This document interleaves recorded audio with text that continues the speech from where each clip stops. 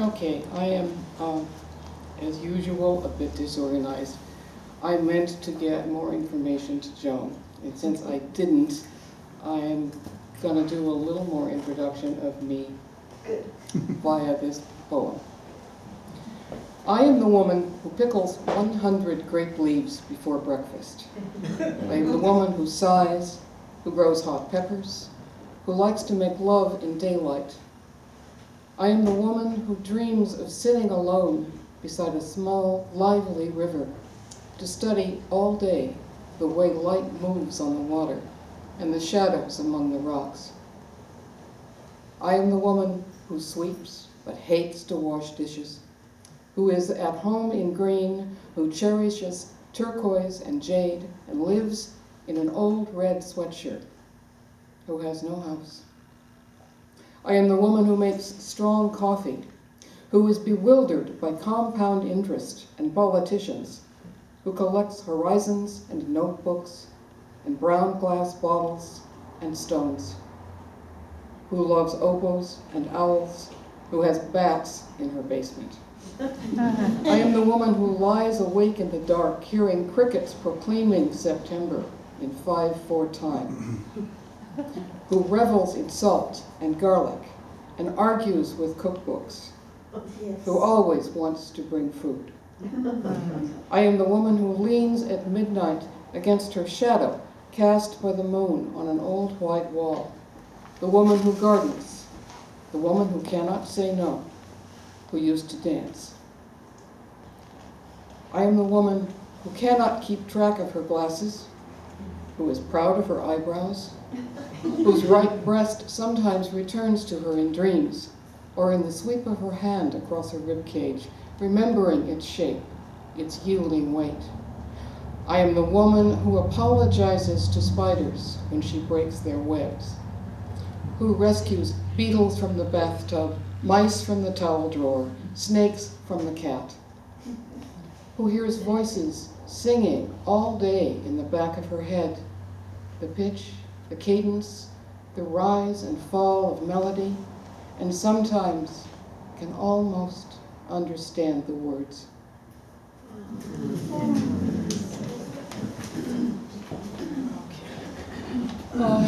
Quentin asked that I read again a little poem that I read last night called On the Making of Poems, A Metaphor with Mouse. Well, the mouse has gone off on his own affairs and I can't find him. I'm going to try to say it, but I don't have it in front of me, so it's going to be a little rocky. On the Making of Poems, A Metaphor with Mouse. Once I lived in the mountains. Pardon me, let's start that over. Once I lived in the mountains, in high country. I slept on the dark earth floor of a small white tent. The moon wove the shadows of pine boughs into my dreams. One night I awoke to 4 tiny cold feet on the palm of my hand. A deer mouse investigated my fingers, delicately explored my wrist, ran a little way up my arm, and disappeared on his own affairs. To make a poem, let your mind lie open like a hand, naked, awake and aware. When you feel the tiny cold feet, do not close your hand. Let them go. They have affairs of their own elsewhere. What you keep is a moment's wonder. And I can't remember the next line. A moment's wonder. And what, Ingrid? No, a moment's wonder. And these fragile footprints. Words on a page. This poem is about where you are at this moment. You, not me, You. Have you noticed what the air smells like? How it feels against your forehead? Which way it moves? The texture of what's under your feet? The shape your body makes in space, and the shape of the space around it? How old is the moon tonight? Is it raining? Or has it rained? When did it stop? Is there a window? A door? If you picked a leaf from the nearest tree, what kind of leaf would it be? Is there a rain puddle outside the window to reflect the moon? Which way is north? How far to the nearest person who looks back into yourself when you offer them your eyes? What color are their eyes? What can you tell them about the moon?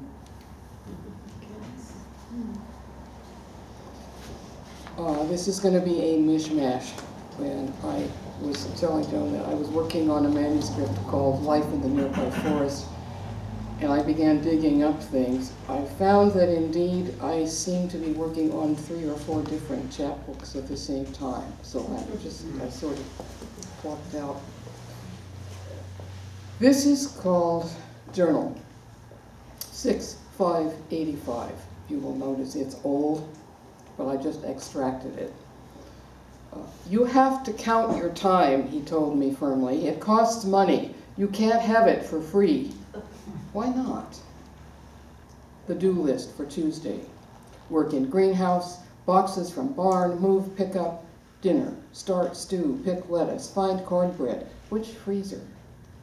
Fix washer, pea steaks, net strawberries, call bee, last 6 scribbles, recipe to S. Weeds. Rain in June, the road winding through mountains toward home, where there isn't any home. The truth is there isn't any home.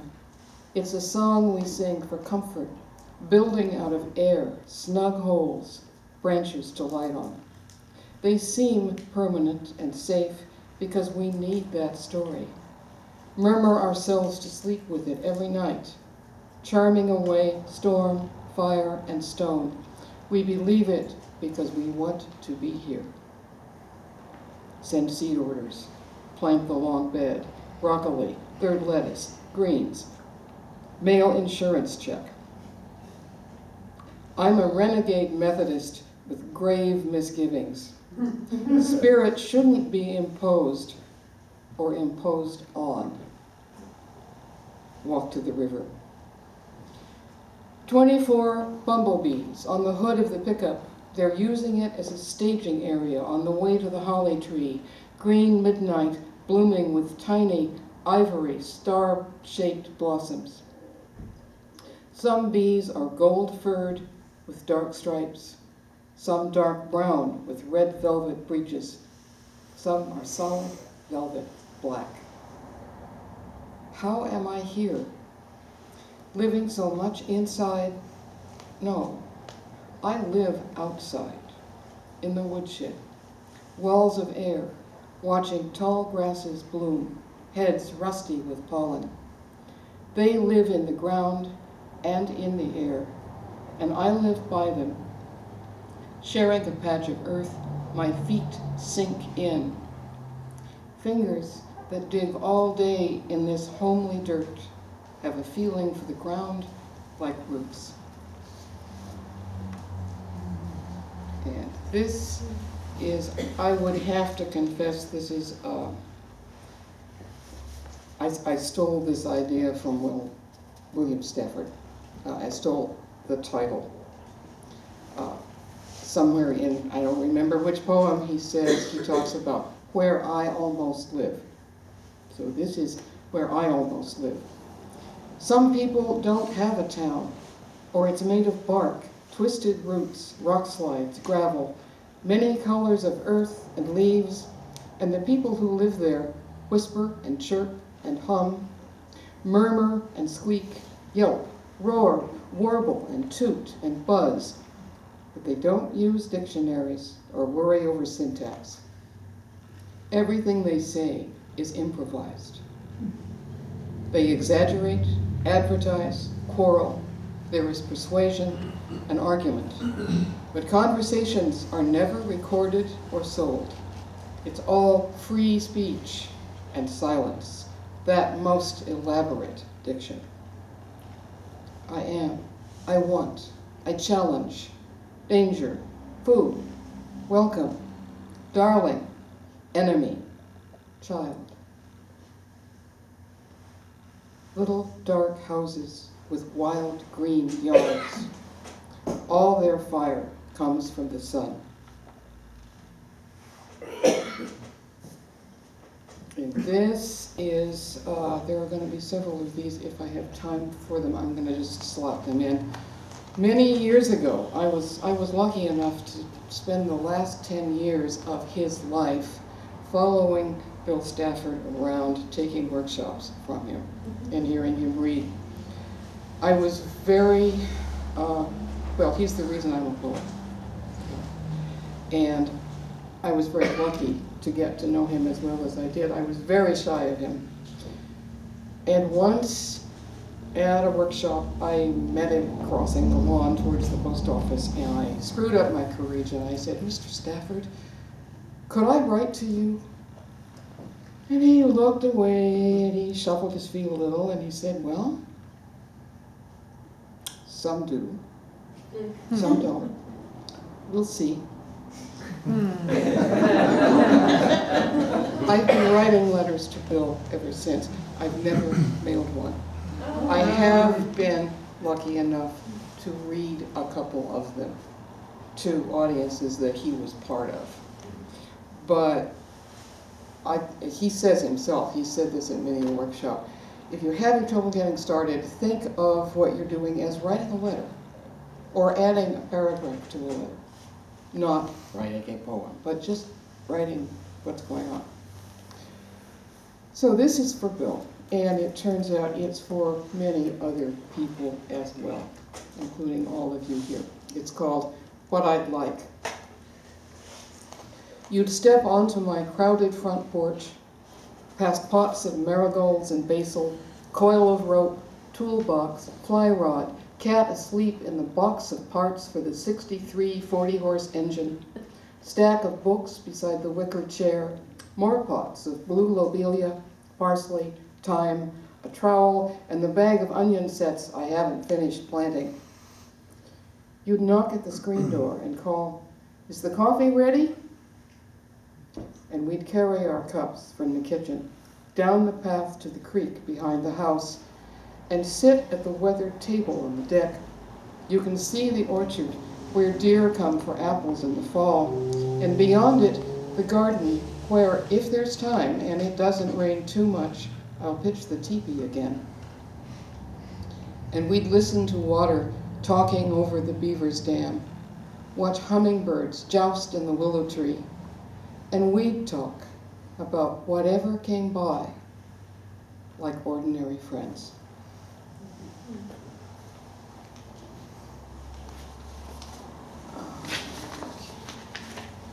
Now that is a pretty good introduction to life in the nearby forest on Smith River.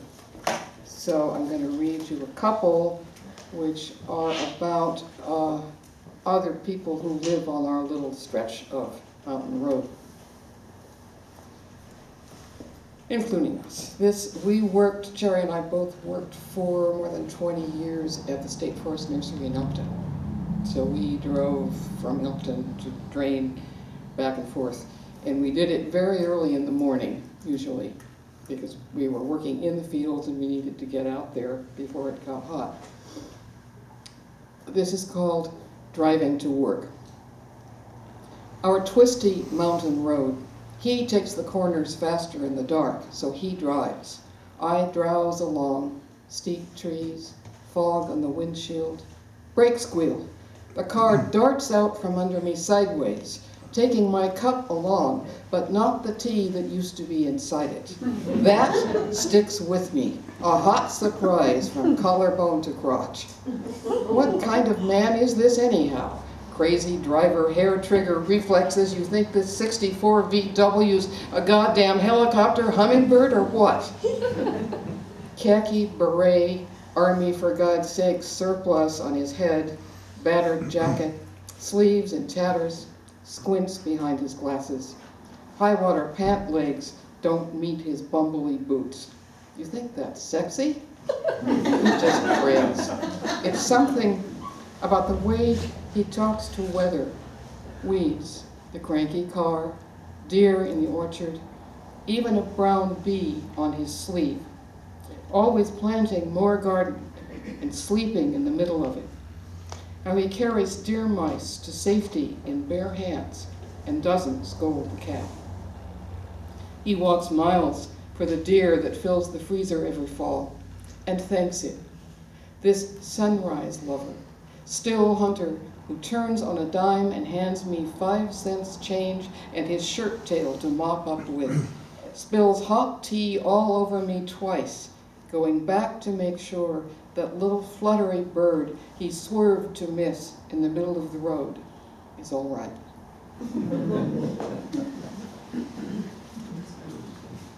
And this is another one, another neighbor, the man who keeps attack goats.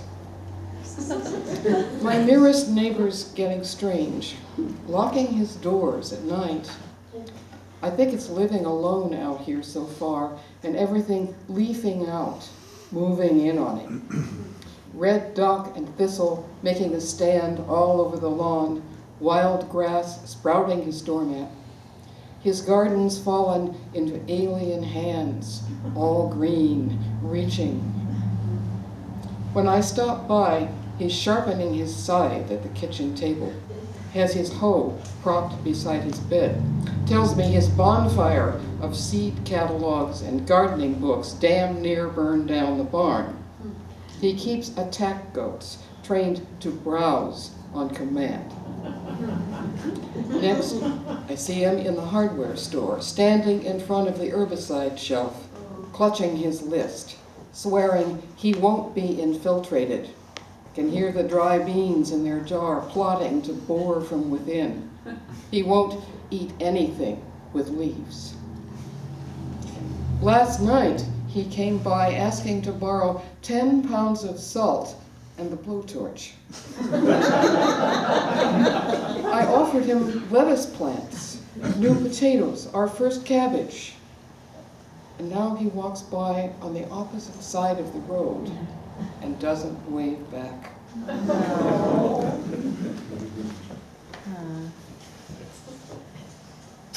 We have been for years and years commuting to Eugene for poetry things and nature lectures, and this is our art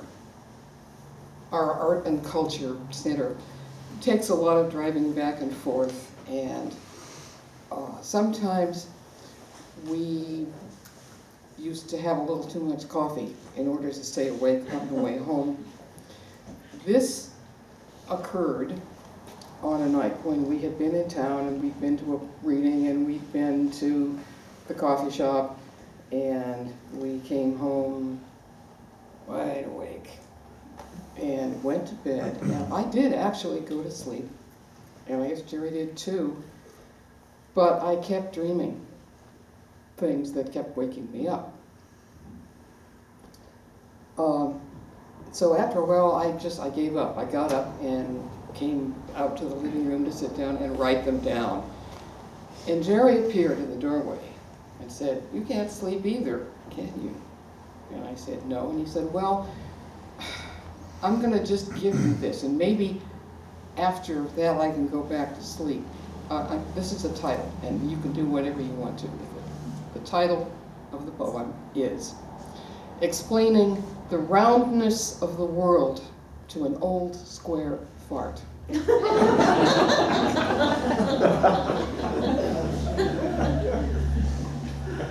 I dream the words and wake up with them marching through my head on long, thin legs and little, delicate feet, over and over, on long, thin legs and little, delicate feet.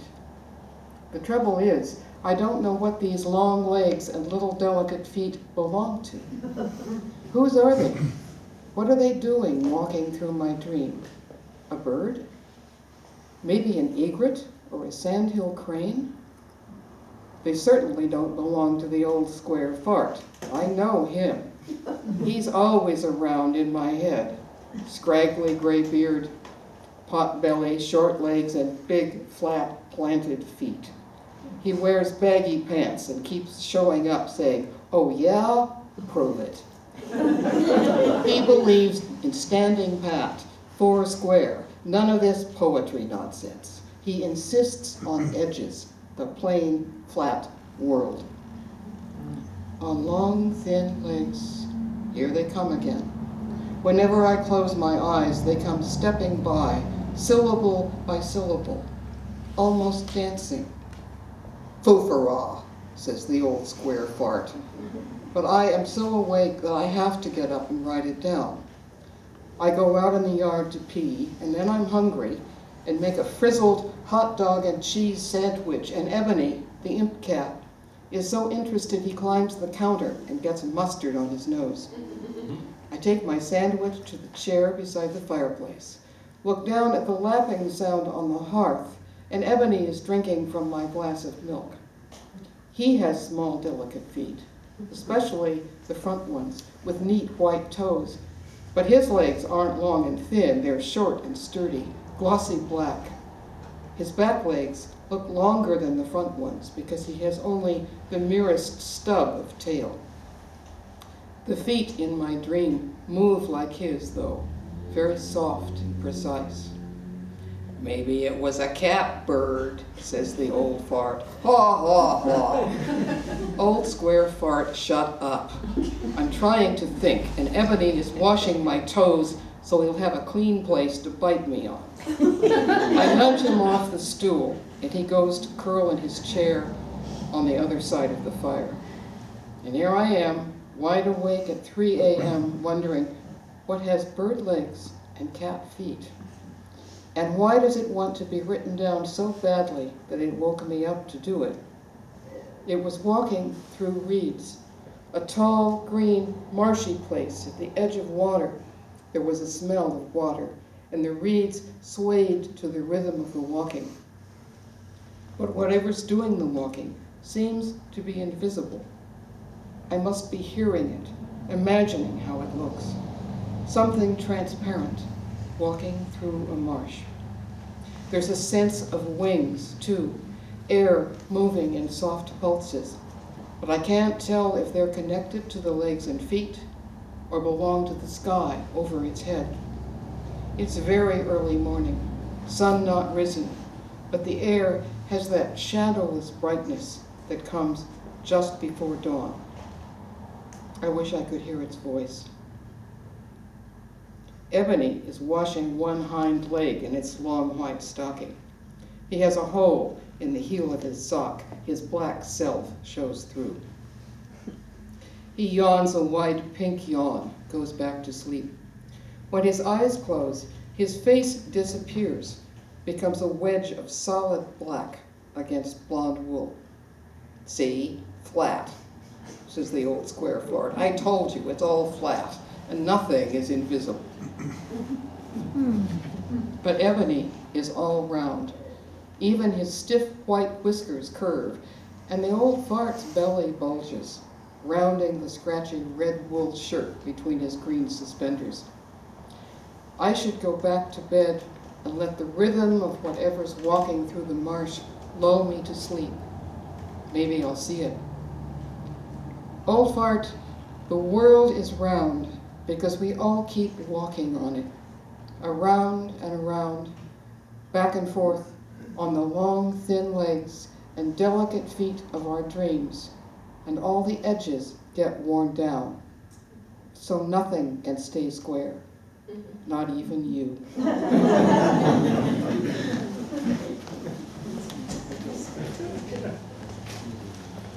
How am I doing for time? You're at about 25 minutes.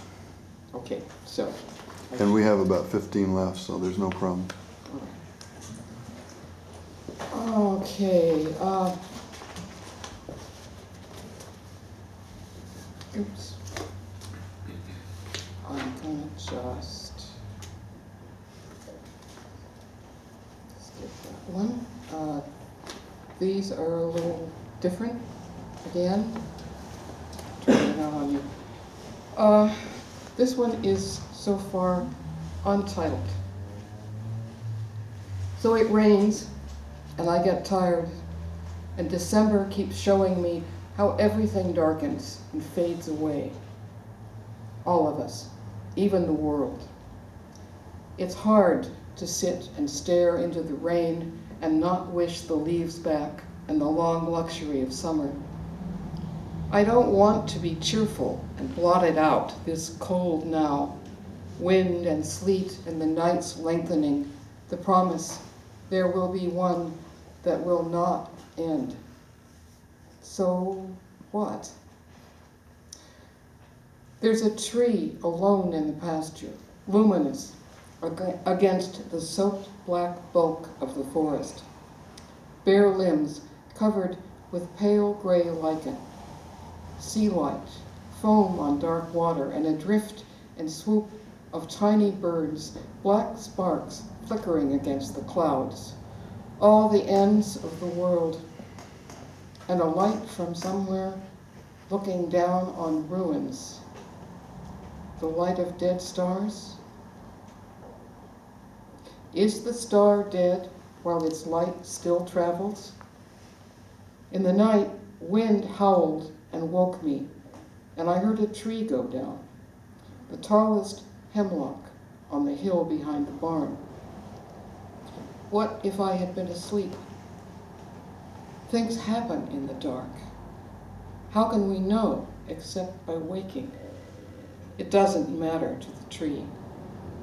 Heavy with cones, its branches lie soaking slowly into the forest floor, that dark, rough ground. And it's the next day. It's tomorrow, but always now. To know the real? An argument. Young maple bare, all its leaves fallen. Bronze tufts of seed, a flare of papery wings, ready to fly. Things have edges, are solid, are gone. They spin away, falling into the dark, lost. And then pieces bob up, bright scraps, vivid as burns, the hiss of ice against bare skin. These pebbles now at the edge of the road, I hunker down in my tall rubber boots, plant their red soles in a puddle, bend to turn over each stone, learning their faces, their names. And when I walk away, there they still are, rough-edged and shining in the rain. If I could spend my life, all my now, the whole wandering length of it, just looking, I'd never see it all. Things wear their evanescence like a sheen. It's the way light strikes them, comes back glowing. Maple keys spin down into November. There is no music without time. And pardon me while I shuffle here. I would like to end with a last letter to Bill. Two, actually. The first is called Yet Another Note to Bill Stafford. You haven't written enough yet, and I haven't. None of us has. I want to hear more from somewhere, everywhere. Here, where I sit in my piled green tangle, the air is full of voices, yours, mine, the birds who live here. What is it that's waiting to arrive, be heard? Is it only itself the river talks to in its mossy canyon? I hear it, and that seems somehow to matter. But what if I'm not here? Silence? I keep listening. I've never heard it yet. Its potential, the space between sounds. Is it possible even to imagine a final sound after which nothing? It's too soon to know. We haven't listened enough yet. There is always more waiting to be heard. And this is a final note to Bill, which was written shortly after Bill and Dorothy lost their oldest son, their firstborn. And I, thinking about what to say and not being able to come up with anything, simply wrote what arose in my mind on this day in November, 11/29/90.